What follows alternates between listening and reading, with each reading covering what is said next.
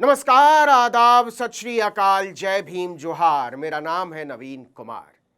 मैं हमेशा कहता हूं कि उत्तर भारत के बहुसंख्य लोगों को नेताओं ने जानबूझकर स्कूलों से, कॉलेजों से, विश्वविद्यालयों से, अच्छी शिक्षा से दूर रखा है ताकि वो उन्हें अपना लठैत बना सकें। अगर सारे लोग पढ़ लिख जाएंगे तो उनके लिए तलवार और त्रिशूल लेकर नाचेगा कौन? असली नेतृत्व क्या होता है और असली शिक्षा क्या होती है, ये तमिलनाडु ने हमें बताया है।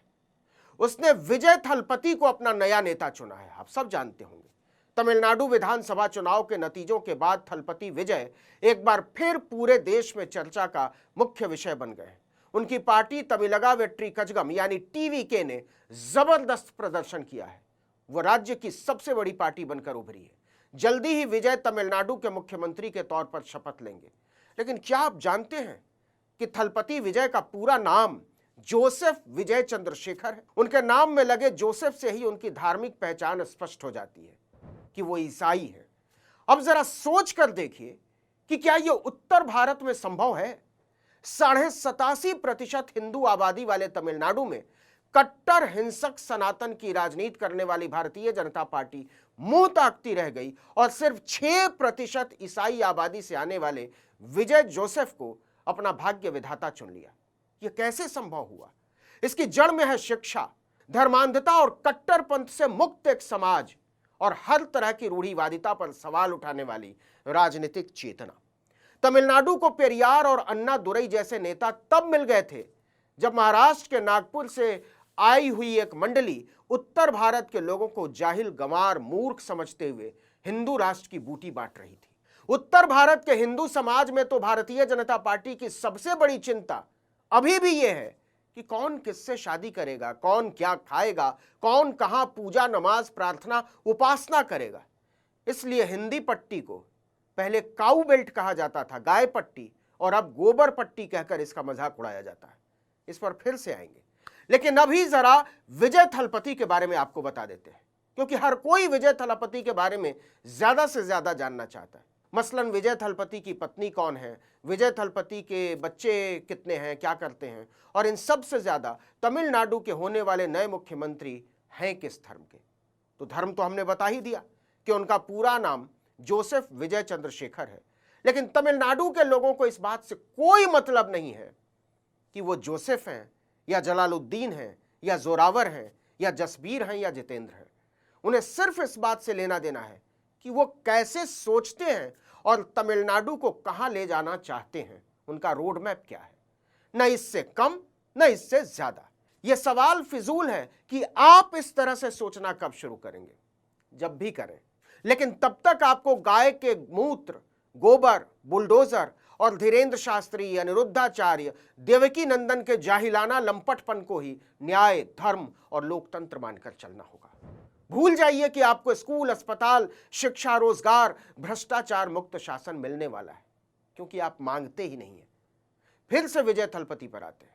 आपको यह अजीब लग सकता है कि विजय थलपति का जन्म ऐसे परिवार में हुआ है जो हिंदू और ईसाई दोनों धार्मिक मान्यताओं पर चलता है। दरअसल उनकी मां हिंदू है और पिता ईसाई, इसलिए उनका परिवार दोनों धार्मिक परंपराओं को बराबर सेलिब्रेट करता है, बराबरी से उसका उत्सव मनाता है। विजय के पिता का नाम एस.ए. चंद्रशेखर है। वो ईसाई धर्म को मानते हैं और तमिल सिनेमा के एक जाने माने निर्माता रहे हैं। वहीं विजय की मां का नाम शोभा चंद्रशेखर है। वो एक हिंदू परिवार से आती हैं। विजय की मां एक मशहूर गायिका हुआ करती थी। गायिका के तौर पर उनका करियर बहुत सफल रहा है। हालांकि एस.ए. चंद्रशेखर से शादी के बाद उन्होंने गायकी का फलता फूलता करियर बच्चों के लिए छोड़ दिया। विजय ने अपने कई इंटरव्यूज में बताया है कि उनके माता पिता की लव मैरिज हुई थी, प्रेम विवाह किया था दोनों ने। दोनों अलग अलग धर्मों के थे, लेकिन दोनों के परिवार आजाद ख्यालों के थे, इसलिए शादी में कोई अड़चन नहीं आई, कोई बाधा नहीं आई, न पारिवारिक तौर पर और न सामाजिक तौर पर और न ही राजनीतिक तौर पर। किसी ने नहीं कहा कि यह तो लव जिहाद है। किसी मुख्यमंत्री ने उनके घर की तरफ बुलडोजर नहीं भेजा, उन्हें झूठे मुकदमों में नहीं फंसाया। यह हो सका क्योंकि तमिलनाडु पेरियार और अन्ना दुरई की धरती है, करुणानिधि की धरती है। वहां अंतरधार्मिक शादी करने में बवाल मचाने वालों को उल्टा जेल में डाल दिया जाता है। खैर, विजय थलपति ने अलग अलग जगहों पर खुलकर कहा और कई बार कहा कि उनके घर का माहौल कभी भी ऐसा नहीं रहा जहां धार्मिक सीमाएं हों, किसी पर धर्म थोपा नहीं गया। उनकी परवरिश के इस पहलू ने धर्म के प्रति उनके नजरिए को गढ़ने में एक महत्वपूर्ण भूमिका निभाई। विजय को अक्सर अपनी मां के साथ मंदिरों में जाते हुए देखा गया है। कई बार विजय माथे पर चंदन का लेप या रुद्राक्ष की माला जैसे पारंपरिक हिंदू प्रतीक भी धारण किए हुए नजर आते हैं। आपको इस बात पर हैरानी हो सकती है कि जिस दिन तमिलनाडु विधानसभा चुनाव के नतीजे आने थे, जोसेफ विजय सुबह सुबह सबसे पहले मंदिर गए थे। वहां उन्होंने पूजा की थी। क्यों? क्योंकि उनकी परवरिश एक ऐसे माहौल में हुई जहां उन्हें अपनी आस्था या विश्वास चुनने की पूरी आजादी मिली हुई है। उन्होंने इस सोच को अपने परिवार में भी आगे बढ़ाया और यह पक्का किया है कि उनके बच्चे भी उसी खुलेपन और सभी धर्मों के प्रति सम्मान के साथ बड़े हों। और हम क्या करते हैं? अपने बच्चों को एक दूसरे से नफरत करना सिखा रहे हैं, या कहिए राजनीति ऐसा करने वालों को प्रोत्साहित कर रही है और जो ऐसा नहीं करना चाहते उन्हें मजबूर कर रही है। दूसरी तरफ थलपति विजय की जड़ें भले ही हिंदू धर्म और ईसाई धर्म दोनों से जुड़ी हों, लेकिन वो खुद को किसी भी एक खास धार्मिक पहचान तक सीमित नहीं रखते। वो खुद को एक ऐसे इंसान के तौर पर देखते हैं जो सभी तरह के ईश्वर और सभी तरह की आस्थाओं में विश्वास रखता है और सभी धर्मों का समान रूप से सम्मान करता है।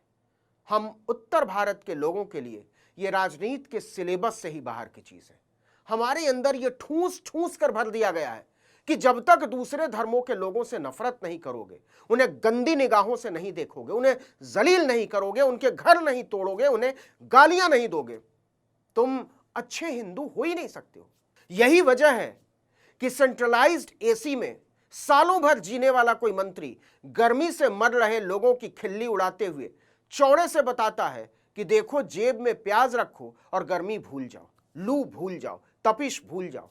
कोई मंत्री कहता है कि पकौड़े तलना भी एक रोजगार है। कहां रोजगार मांग रहे हो, नौकरी मांग रहे हो।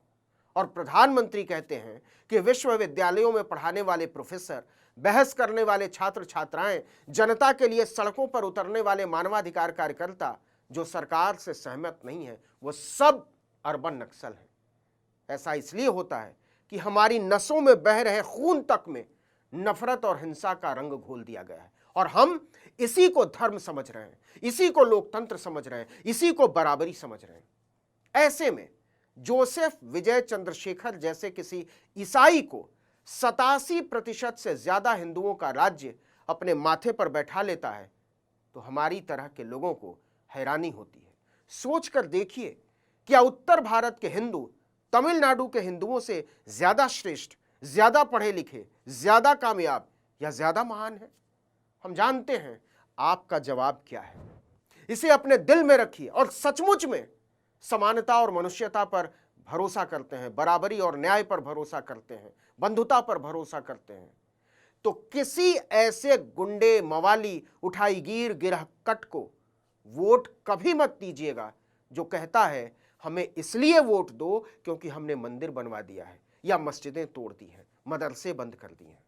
सच ये है कि ऐसे तमाम लोग अपने बच्चों को विदेशों में पढ़ाते हैं या पढ़ाना चाहते हैं और आपकी नस्लों को जिंदगी भर जाहिल बनाए रखना चाहते हैं, अपने कदमों में बैठाए रखना चाहते हैं।